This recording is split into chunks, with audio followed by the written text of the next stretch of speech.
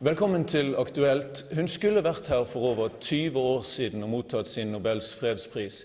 I dag er Burmas frihets- og demokratihelt Aung San Suu Kyi fri igjen fra fangenskap og med oss her i Oslo. Aung San Suu Kyi, welcome to Norway. It's a pleasure to see you. You should have been here in 1991, and when you were barred from coming here then, did you ever believe this day would arrive? Yes, I wasn't actually barred from coming here. I think in a way I could say I chose not to come at that time because I did not feel it was right. There were a lot of trouble in your country then. How much of an improvement do you see now? There has been an improvement, but I've been saying repeatedly that this is just the beginning of the road to democracy, and we cannot take too much for granted at this point of time. During all of these years, did you ever fear for your own safety? No, never. Never? No. You felt you were safe? I actually never thought of my situation in terms of safety or danger. I know that people talked about it, and I really gave thought to what they said when they said be careful of your security, your safety, but it didn't really make sense to me because it was not really in my hands, my safety and my security. So I did not see what point there could be in thinking about it.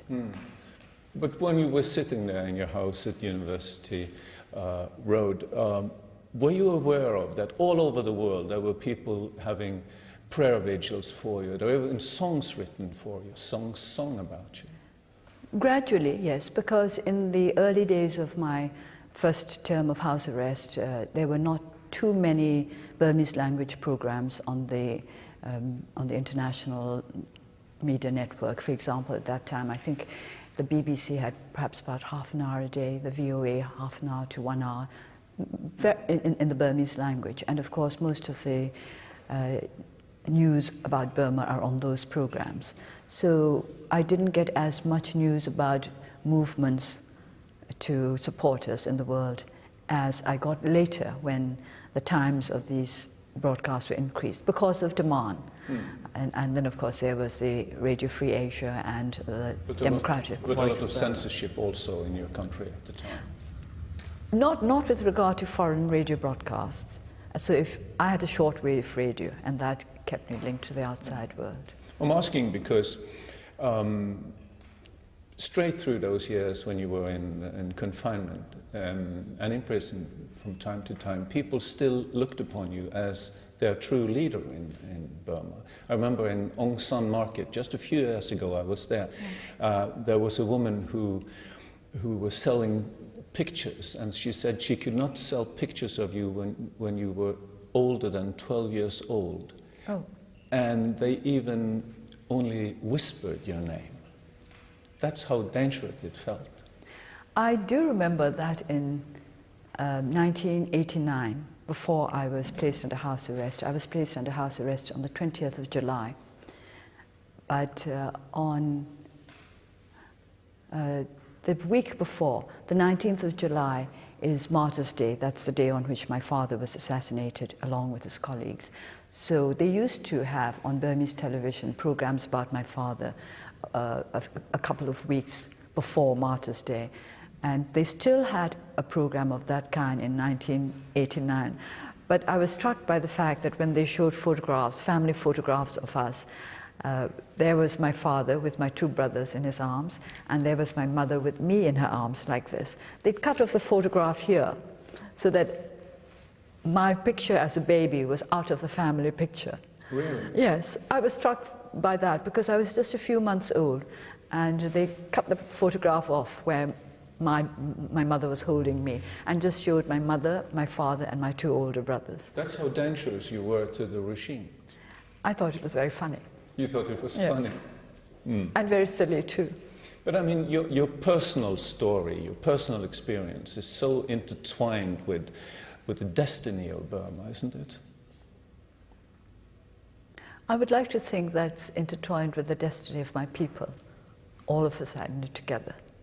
Isn't that the same thing? I don't like my destiny to be spotlighted.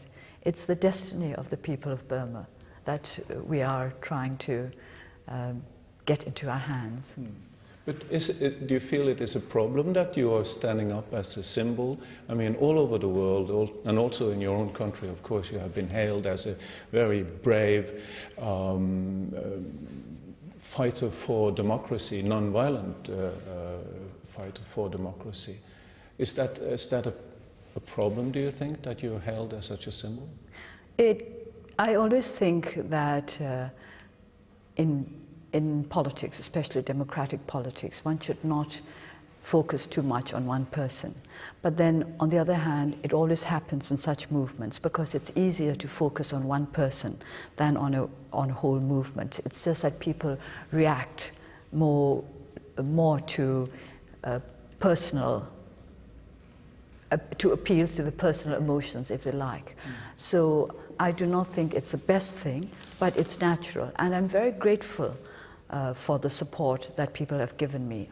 Although I accept that this is not really, in the ultimate analysis, it's not for me as an individual, but for the cause which I'm serving.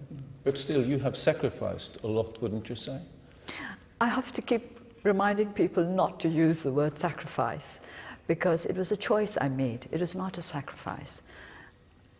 I decided to do what I'm doing because I thought it was the right thing to do, and nobody owes me anything for that. It's not a sacrifice. But I mean, when you chose not to go to your late husband's funeral, Yes. that must have been a sacrifice for you in 1999. No, I think it was more of a sacrifice for my sons than for me. For me, it was again a choice. I chose not to go. If I had wanted to go, I could have gone. And at that time, there was you thought perhaps that there would be a problem returning to Burma. And this is your first trip abroad since then. Do you have that same fear now at all? No, I don't. You don't? There has been a change in Burma. I don't think they'll keep me from going back. Otherwise, I'll have to come straight back to Norway. Tell me, why did the generals decide to try a new policy of reforms? I think there are several reasons, one of which is that the country was obviously suffering from the regime that had been in place for several decades. And I think there are people in the government, starting with the president himself, who wished to put the country on a better path. Did sanctions help? Yes, I think sanctions help. People have said that sanctions do not help. But when you consider the fact that the very first motion tabled in the new National Assembly was for the dismantling of sanctions, and when you consider the fact that again and again members of the government have asked for the removal of the sanctions, we can say that they helped. Should we lift sanctions altogether or just put them on hold now? The EU has suspended rather than lifted sanctions, and the United States is adopting a similar policy. And I think this is the right one, because it's a way of demonstrating that genuine reforms will be rewarded. But if these reforms prove to be a facade, then the rewards will be taken away again. Do you fear it's reversible, that it is a facade? I don't think we should fear reversal. What we should do is to make certain that there will be no reversal. I don't think we can take it for granted that there will be no reversal, but it is for all of us who wish to put Burma firmly on the path to democracy to work for it. I mean, Burma was the rice bowl of Asia when you parted from England, from Great Britain. Such a rich country and now so poor, so much work ahead, health-wise, education-wise.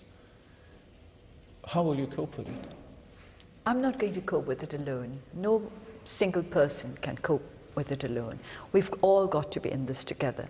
This is what I've been saying to the people when I was campaigning for the by-elections in April. This is the message I took everywhere, that the people should not depend on me or any particular individual or organization to bring about the changes that they want. They must do it for themselves. They must take part in the political process. And I was very encouraged by the fact that they really understood this message and responded to it by using their power, the power of their vote in the elections. There will be a presidential election in a few years' time. Will you run, madam? No, there will be no presidential elections. There will be just general elections in 2015. The president is not directly elected. But you will run, won't you? Oh, our party will contest elections, yes.